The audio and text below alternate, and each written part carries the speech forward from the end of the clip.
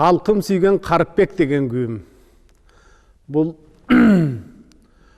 97 жылы Прагада,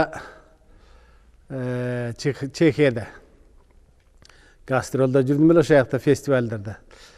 Ошаяқтан келіп атат, ұшыл Қарыпбек Асанов деген бір Қырғыздың белді жігіті бар, маданият өтіге айыл чарба министрі болған адам, депутат болған адам, өзбестің айылыбызда көп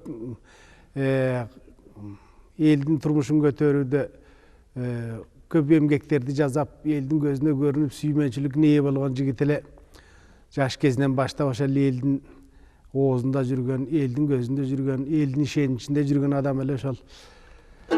Ошол Асанов Қарыпбектің бейнесін чағылдырған күй болды да бұл.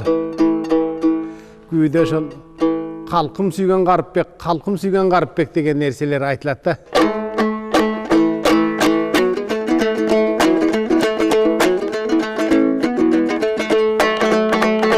Шундай баяндоо күйлөр эми илгертен эле ошол салт болуп келген Кыргызда.